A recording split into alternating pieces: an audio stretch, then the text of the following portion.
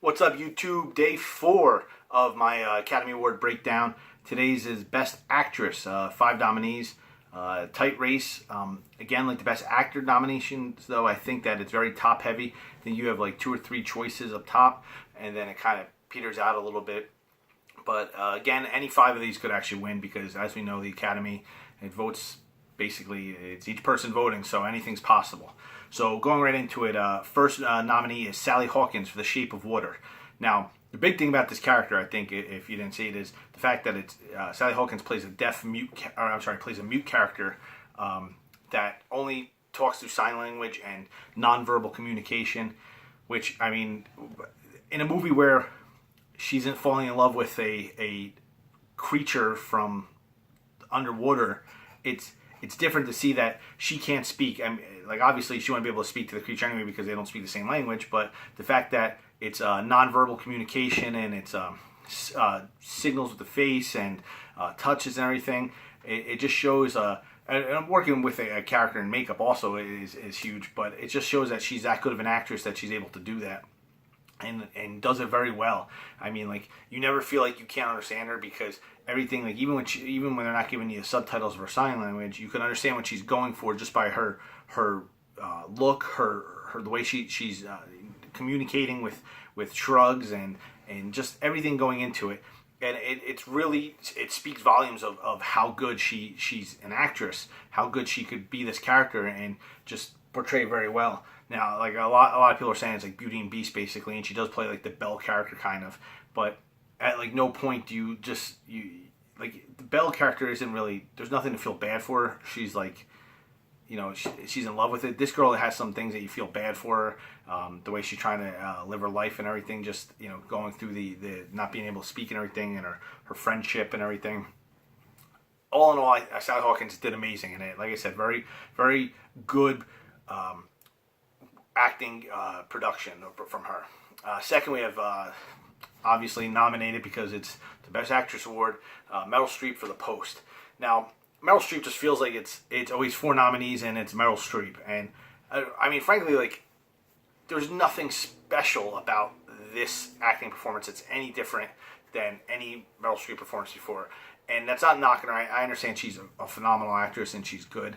I just don't think she needs to be nominated every time she acts in a movie. I mean, there were other actresses that, maybe not this year, there were some actresses that were up there, but I didn't see all the films to say who is better. But it just feels like every year, just she's being nominated, and basically that's all, you know, that's all we get. And it's getting a little overboard. You know, I mean, she have 20-something nominations. And again, she's probably the best actress of all time, obviously, that she's that good, and she is nominated all the time. But it's just a point where it's, you know, share, you know, basically, share. I mean, she's good in this. Again, there's nothing that I would write home and say, like, she's just absolutely amazing in it.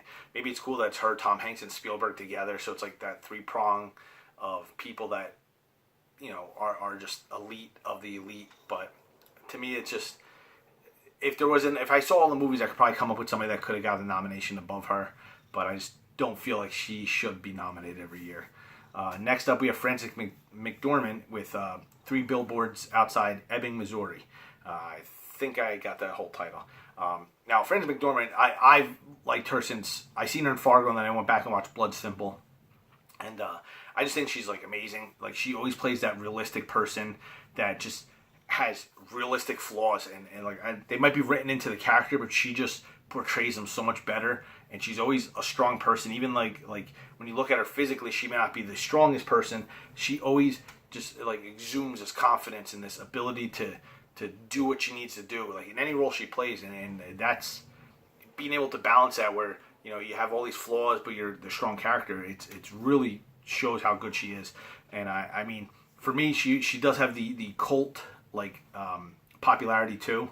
I mean, she has the Raimi connection. She has the connection to everybody from, like, the Evil Dead crew, all those guys. So she does kind of have that, like, cult kind of mystique to her. And the fact that she went on to become, like, a mainstream actress and be this good is just, she's just, I don't know, in my book, she's just awesome. So, very good performance from her. I mean, it's a tough movie, her dealing with, like, the murder of her child and everything. So seeing her like that, but at the same time that she fights whoever comes at her and doesn't care. I mean, that showcases, like I said, like that duality where she's able to exude confidence with all these flaws and everything.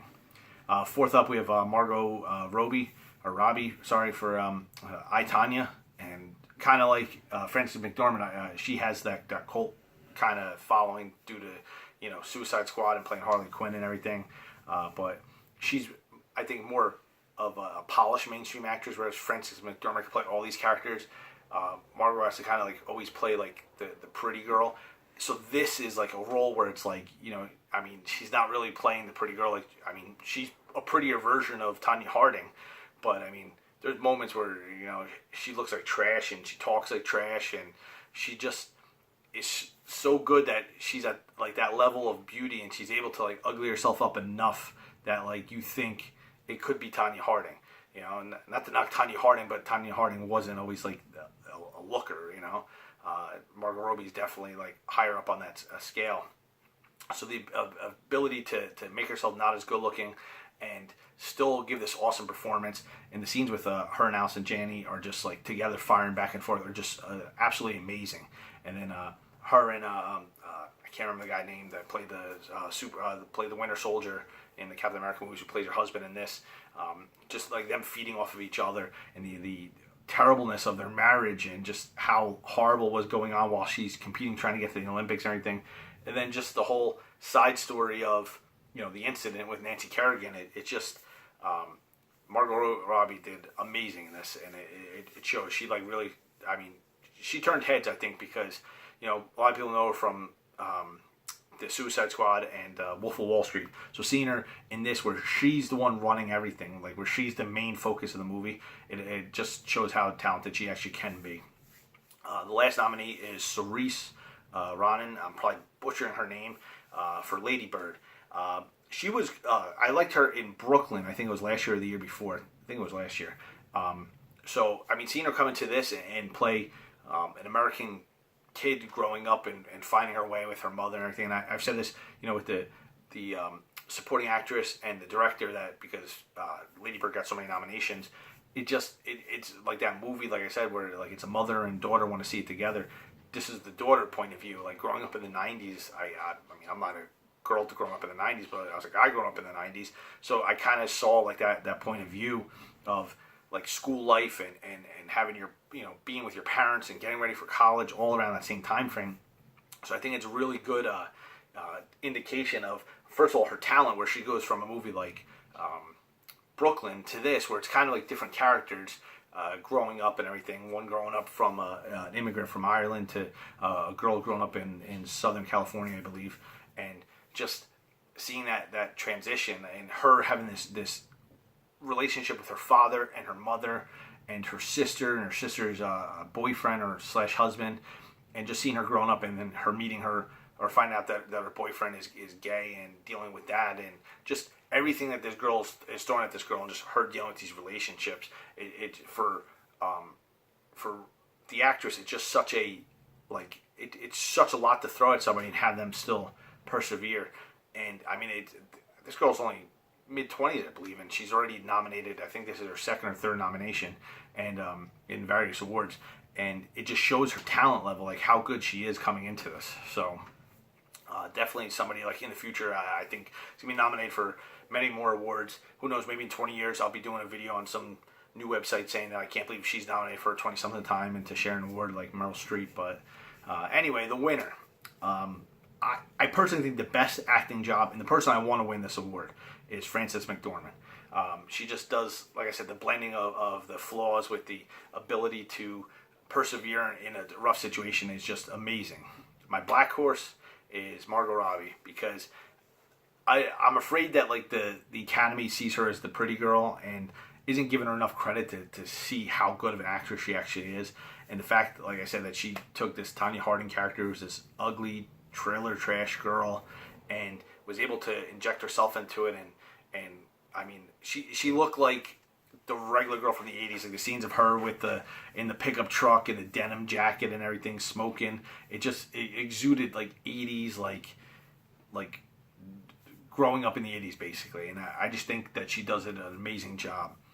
As for my snub, I really didn't see enough. I think that could have jumped over somebody, but I do think there's somebody out there. I didn't see Molly's game with Jessica Chastain, but from all intents and purposes, I hear that she should have been nominated. I just feel that somebody should have been nominated ahead of Meryl Streep.